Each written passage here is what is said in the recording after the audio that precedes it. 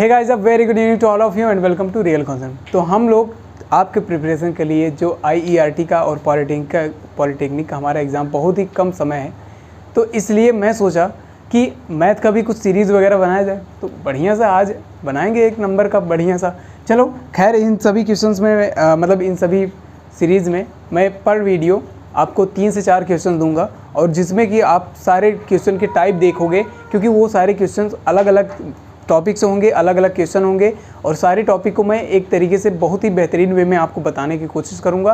क्योंकि आपको क्या करना है कि इन सारे टॉपिक को लेके बढ़िया से आपकी प्रिपरेशन बेस्ट बनाने के लिए ये सारा काम हो रहा है, ठीक है। तो अगर ये सारा काम हो रहा है तो भाई क्यों नहीं हम लोग स्टार्ट करते हैं। बढ़िया, पहला क्वेश्चन क्या है। मैं ट्रिगोनोमेट्री से पहला क्वेश्चन ले रहा हूँ कि साइन थीटा प्लस क्या है, sine theta plus sine theta plus 120 degree, ठीक है। फिर उसके बाद plus sine theta plus 240 degree, ठीक है। हाँ, हो सकता है मैं थोड़ा स्लो रहूँ, इसका वैल्यू फाइंड आउट करना है, लेकिन आपको कॉन्सेप्ट समझ में आना चाहिए। मेन पॉइंट ये है, थोड़ा सा टाइम दो, लेकिन ये आउटपुट ठीक ठाक लेके जाओ, बढ़िया लेके जाओ, तो ये बढ़िया लगता है कि हाँ हम लोगों ने क्लास किया है। तो देखो, ऐसे क्वेश्चन को हमें अगर सॉल्व करना है तो हमें सबसे पहला पॉइंट ये याद होना चाहिए कि अगर मैंने कहा कि sine A plus sine B के अगर हमें फार्मूला, यानी sine C plus sine D हमें फार्मूला पता होना चाहिए उसके लिए, तो इस टाइप के क्वेश्चन के लिए मैंने कहा sine C plus sine D वाला फार्मूला हमें अच्छी तरीके से याद होना चाहिए।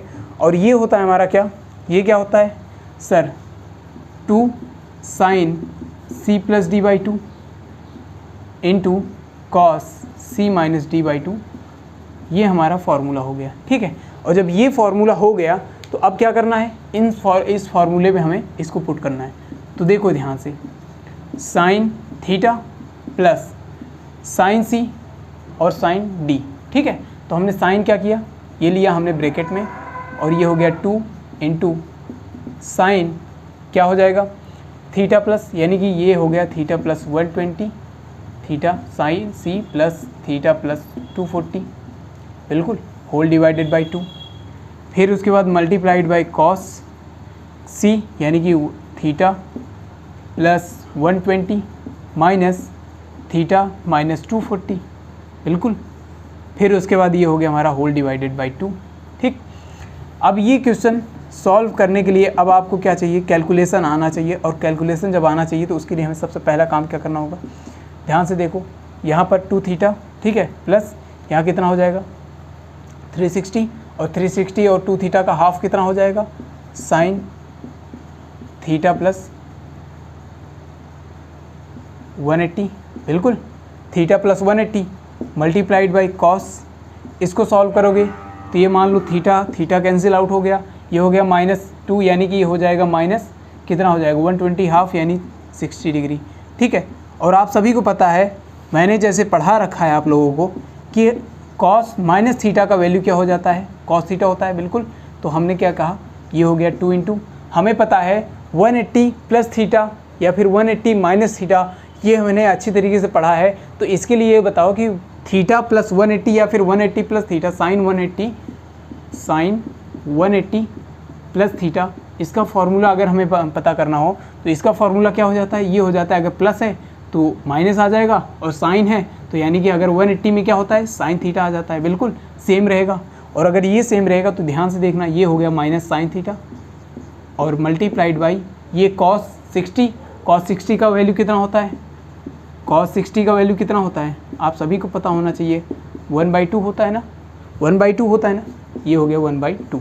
तो ये 2 और ये 2 कैंसिल आउट हो गए, ये फाइनल आके निकल गया आपका, ये हो गया हमारा साइन थीटा प्लस, फिर उसके बाद ये हो जाएगा साइन थीटा प्लस, और यहाँ पर क्या है, माइनस है और ये प्लस है, तो ये प्लस की जगह पे क्या हो जाएगा, माइनस हो जाएगा, और ये हो गया साइन थीटा, और ये कैंसिल आउट होके क्या आ जाएगा आपका 0।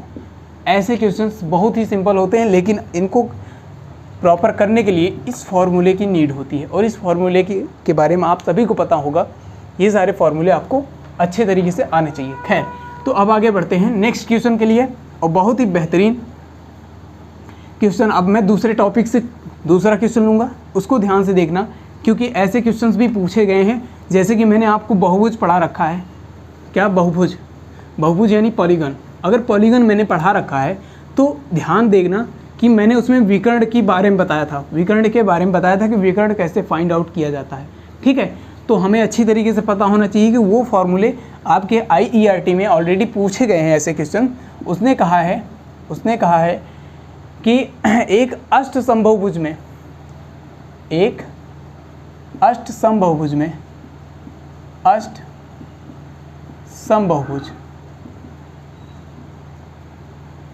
समबाहुभुज की बात कर रहा है।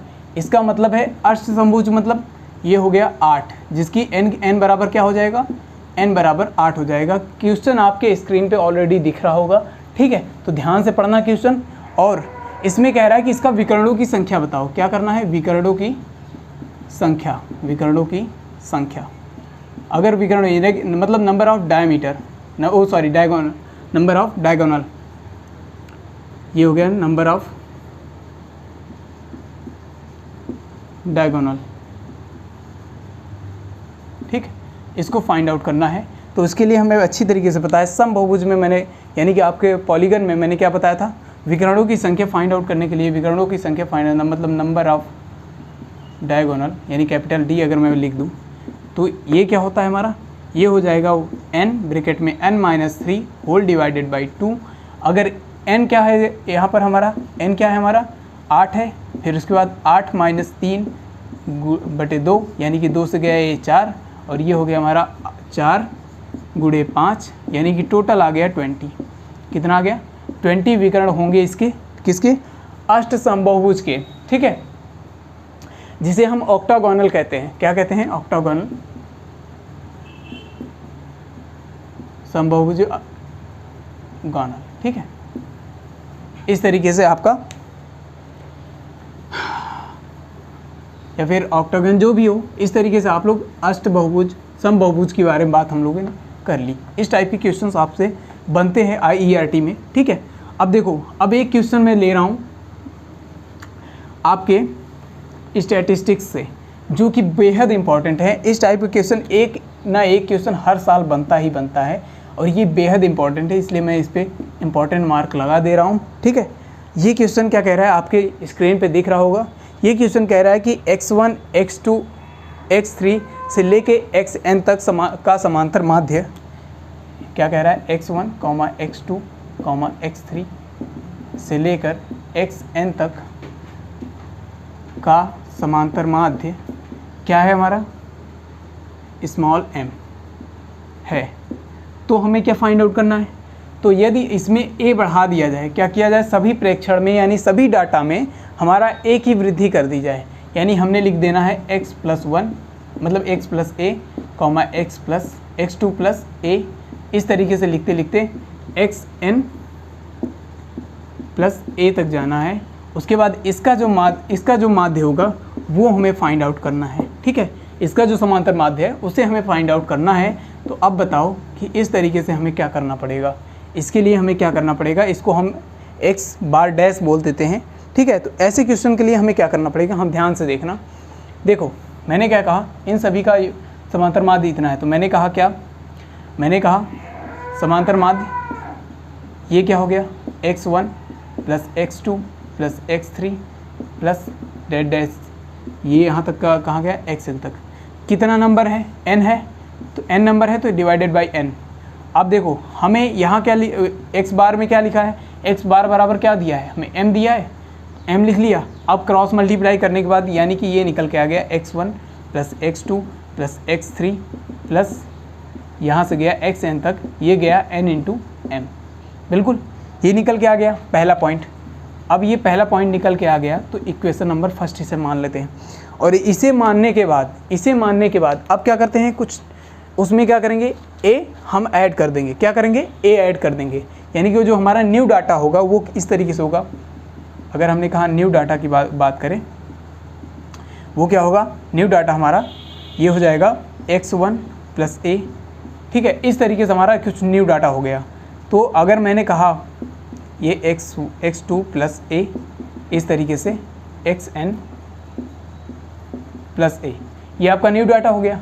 अब न्यू डाटा का अगर हमें समांतर माध्य यानी ये डैश निकालना है तो उसके लिए हमें क्या करना पड़ेगा sir, x1 plus A bracket में plus x2 plus A bracket में, फिर उसके बाद प्लस ऐसे करते करते xn प्लस ए ब्रैकेट में, फिर होल डिवाइडेड बाई कितना है n है ना, बिल्कुल n लिख दिया। चलो अगर n लिख दिया तो अब ये बताओ इसमें से अगर मैंने क्या कहा, मैंने कहा लिख देते हैं x1 plus x2 plus xn तक लिख दिया एक ब्रैकेट में, और फिर नेक्स्ट ब्रैकेट में हमने क्या लिख दिया ये a कितनी बार है a हमारा n है, n टाइम्स है, डिवाइडेड बाई हमने क्या किया, ये लिख दिया हमने n। ठीक है, अब ये बताओ कि इस वाले वैल्यू का यानी कि इक्वेशन फर्स्ट के थ्रू हमारा ये वाला है x1 plus x2 plus xn तक, इसका वैल्यू क्या हो जाएगा हमारा, इसका वैल्यू हो जाएगा हमारा n इंटू m, बिल्कुल n इंटू m, और ये हो गया a इंटू n। ठीक है, होल डिवाइडेड बाई n, यानी कि ये क्या हो गया हमारा, अगर हमें लिखना है यानी कि हमारा प्लस में था ना, ये प्लस में इसलिए था क्योंकि हमने सब में ऐड किया था। तो अब ध्यान से देखना, यहाँ पर क्या था, प्लस था, तो अब यहाँ से क्या कर सकते हैं, n कॉमन ले लें, तो ये हो गया m plus A whole divided by n, n से n गया, यानी कि हमारा जो नया माध्य निकल के आ गया वो m प्लस ए आ गया। तो यहाँ से एक निष्कर्ष निकलता है, जो पॉइंट वाली बात ये है स्टूडेंट्स कि अगर हमें सभी डाटा में हमने क्या किया, सभी डाटे में हमने ए को या बढ़ा दिया या तो घटा दिया या तो फिर गुणा कर दिया या फिर भाग दे दिया, तो जो ऑपरेशन हम इन सभी डाटा में करेंगे सेम वही ऑपरेशन क्या हो जाएगा, हमारे समांतर माध्य यानी कि मीन के साथ हो जाएगा। क्या हो जाएगा, मीन के साथ वही ऑपरेशन होगा, सेम टू सेम। अगर मैंने यहाँ पर +1 किया था, मतलब प्लस ए किया था, तो यहाँ पर क्या हुआ m प्लस ए। अगर मैं कहता कि अगर हमने क्या कहा कि अगर इसमें m माइनस, अगर हमने कहा कि सभी प्रेक्षण यानी डाटा माइनस ए कर दिया, तो हमारा जो नया माध्य निकलेगा वो क्या हो जाएगा, वो हो जाएगा m माइनस ए। क्या कहते हो, इस तरीके से आपका सभी आंसर, अगर हमने कहा कि डाटा मल्टीप्लाइड बाई ए कर दिया, तो जो नया डाटा निकलेगा वो क्या हो जाएगा, m इंटू ए। क्या कहते हो, बिल्कुल। अगर हमने कहा कि डाटा डिवाइडेड बाई ए कर दिया, तो इसका जो नया माध्य निकलेगा, नया मीन निकलेगा, वो क्या हो जाएगा, m डिवाइडेड बाई ए। इस तरीके से सेम टू सेम ऑपरेशन मतलब इन दोनों में होगा। आपका अगर डाटा में हुआ है तो इसका मतलब है कि आपके मीन में भी होगा। तो इसका ये फाइनल निकल रहा है कि ये इस टाइप के क्वेश्चंस अगर आपके एग्ज़ाम में बनते हैं तो आपको सेम टू सेम ऑपरेशन वहाँ भी करना है जो इसमें होगा। ठीक है, तो मिलते हैं नेक्स्ट क्लास में बहुत ही बेहतरीन क्वेश्चंस के साथ। मिलते हैं। Thank you very much and take care.